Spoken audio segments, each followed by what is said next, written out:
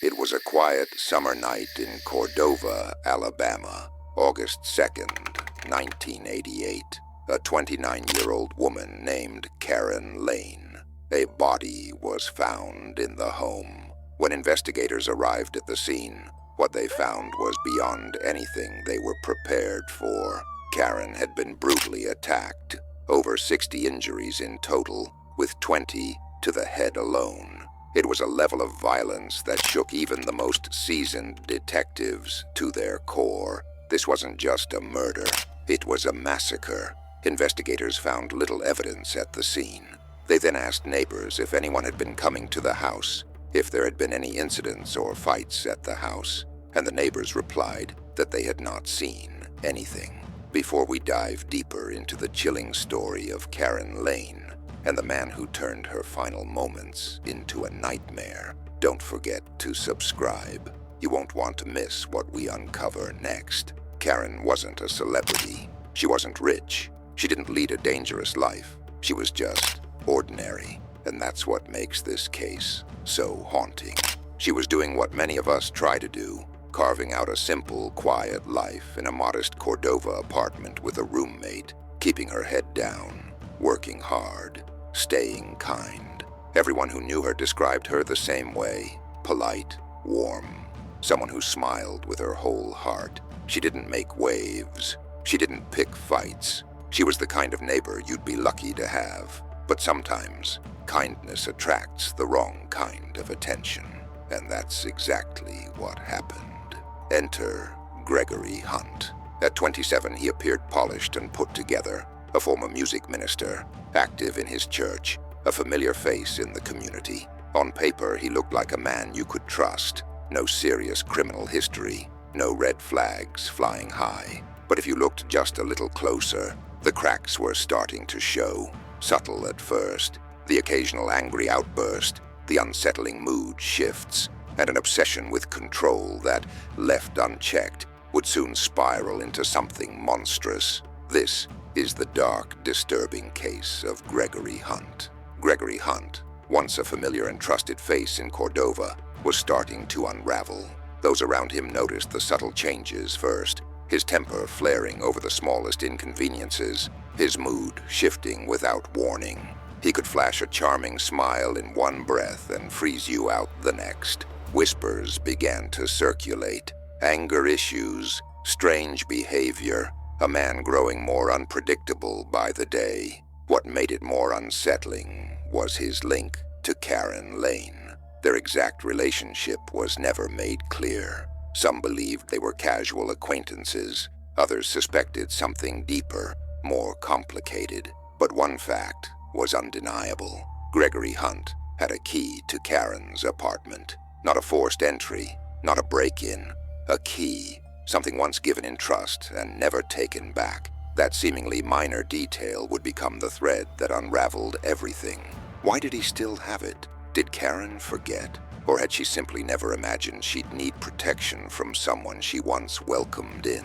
Cordova, nestled in the heart of Walker County, wasn't used to violence. It was a place where families went back generations, where reputations mattered, and where churches sat at the center of community life. In 1988, the local police force had little experience with violent crime, and almost none with murder. That's what made the horror to come so traumatic. Karen's life in those final hours was still unfolding like any other. Routine, quiet, safe. She folded laundry, chatted with her roommate, made plans for the weekend. She trusted her home, she trusted her town. And Gregory Hunt, he was still free, still smiling in public, still holding it all together on the outside. But inside, he was a storm waiting to break. Whether driven by jealousy, rejection, or a rage no one fully understood, his spiral had reached its end.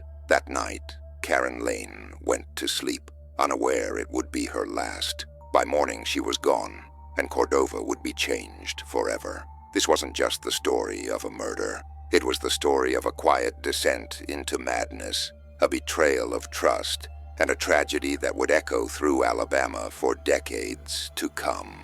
But for Karen Lane, August 2nd, 1988, would be anything but ordinary. It would be her last. She and her roommate had returned to their modest apartment in Cordova, Alabama, after what seemed like a typical day. Their home, tucked away in a quiet neighborhood, had always been a place of comfort, a sanctuary. But as they settled in for the night, they had no idea that something far more sinister was waiting just outside their door. In the early morning hours, that peace was shattered. Gregory Hunt, a man who had recently been in Karen's life, forced his way inside. Court records later revealed that Hunt and Karen had been dating for about a month prior to her death. The true nature of their relationship remains a subject of speculation. Some say it was casual, others hint at obsession. But what no one could deny was the savagery that followed. The attack was premeditated, calculated, and devastating. An autopsy would reveal the horrifying scope of the violence. Karen had suffered nearly 60 distinct injuries, including 20 brutal blows to the head. There were unmistakable signs of sexual assault, and the evidence suggested she fought back with everything she had. But the onslaught was relentless. The crime scene was nothing short of nightmarish. Even the most seasoned investigators were shaken to their core. One officer, a veteran of 25 years, would later admit he had never seen anything so vicious. The apartment was in disarray, torn apart by a struggle for life. And then there was silence. When Karen's roommate, Tina Gilland, returned home after being out for part of the night, she was met with a scene so horrific it was beyond comprehension. The quiet that greeted her wasn't the peaceful kind. It was heavy, wrong. Karen was gone. Tina's 911 call was filled with panic, her voice trembling as she described the scene. First responders arrived quickly, but it was already too late. The damage had been done. Karen Lane, 29 years old, kind, soft-spoken, was dead. Her murder was the kind of crime that didn't happen in Cordova. Not here, not to someone like her. As the investigation unfolded, all evidence pointed toward Gregory Hunt. Tina told detectives he had been at the apartment just the day before. Forensic analysis only strengthened the case. Karen's injuries were extensive, her body showing signs of internal trauma and multiple fractures. The brutality was deeply personal, a reflection of a rage that had exploded behind closed doors. The details of Karen Lane's final moments painted a portrait of unthinkable brutality. A bloodied bar stool and a broken broomstick lay near her body, clear signs of the weapons used during the savage attack. Forensic teams found semen in her mouth, confirmation of sexual assault. But in 1988, DNA analysis was still in its infancy. The technology couldn't yet provide the kind of definitive match we rely on today. Even so, the nature of the evidence, combined with the overwhelming violence, pointed unmistakably to a sexually motivated crime. Gregory Hunt quickly became the focus of the investigation. When questioned, his story didn't hold up. He claimed he'd been out of town, but couldn't offer a single verifiable detail. Witnesses contradicted him, placing his car near Karen's apartment the night of the murder, just days after the crime. Hunt left town, only to return looking disheveled and uneasy, unable to explain where he had been.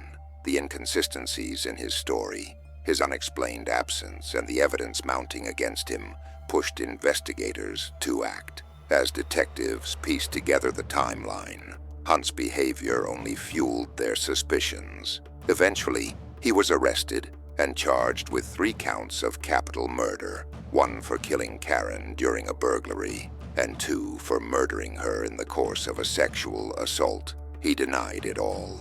But then, in a chilling twist, he confessed to a fellow inmate, admitting that he had killed Karen Lane. That confession, paired with forensic evidence and witness testimony, formed the backbone of the prosecution's case. Court documents would later expose the darkest parts of that night. Prosecutors argued that Hunt had used a key to enter Karen's apartment, a key she had once trusted him with. What followed, they said, was premeditated, sexually violent, and carried out in pure rage. Karen's injuries, more than 60 in total, told the story of a prolonged, frenzied attack. The betrayal was profound. Hunt had not only known Karen, he had been allowed into her life, and he had turned that trust into a weapon. Cordova, Alabama, a place where people left their doors unlocked, was shaken to its core. That one of their own had committed such an atrocity left the community stunned. But amid the heartbreak, law enforcement pressed forward with determination. They were resolute in their mission to bring justice for Karen Lane. By the summer of 1990, nearly 2 years after the murder, the trial began in Walker County. Gregory Hunt stood in court, facing 3 capital charges. The prosecution laid out a compelling case: Hunt's fingerprints at the scene, the violent nature of the attack, and his own confession.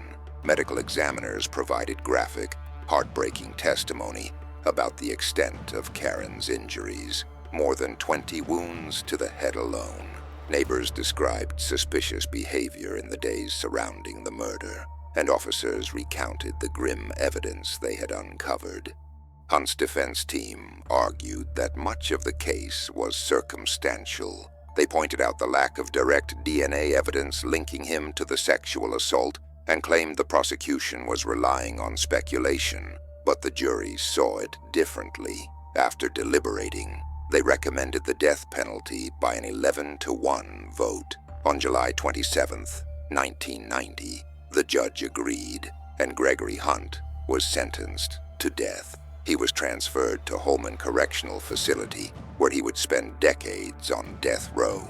Over the years, Hunt filed appeal after appeal, challenging his conviction and the sentence, but the courts upheld the ruling each time.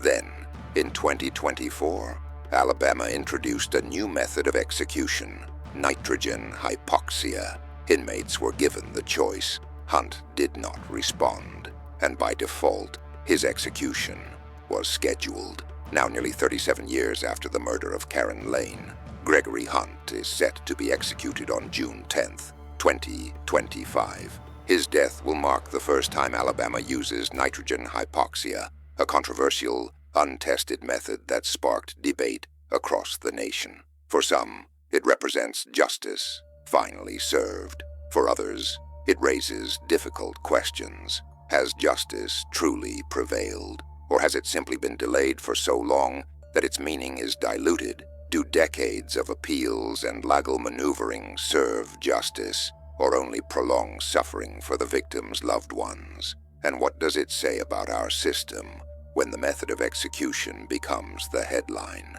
Instead of the woman who was lost, Karen Lane was just 29 years old, a young woman with dreams, plans, and a life full of possibility. Her murder shattered a community and left scars that time has never fully healed. Now, with Gregory Hunt's execution on the horizon, those wounds are reopened. The final chapter is about to be written, but the questions it leaves behind will echo far beyond Cordova, beyond Alabama, and into the heart of America's justice system. What do you think? Was justice served in the case of Karen Lane and Gregory Hunt? Or did the system fail to deliver swift, certain accountability? Did the years on death row bring closure, or only deepen the pain? Drop your thoughts in the comments below. Let's talk about it, respectfully, honestly, and thoughtfully. If this story moved you, shocked you, or made you reflect, hit that like button. It helps us keep these true stories alive and allows us to continue sharing the real, raw narratives that matter. Subscribe for more deep dives into the most haunting crime cases in America. Stories that reveal not just the facts, but the people, the pain, and the pursuit of justice that lingers long after the headlines fade. And don't forget to ring the notification bell so you never miss what's coming next. Until next time, stay curious, stay vigilant, and above all, stay safe.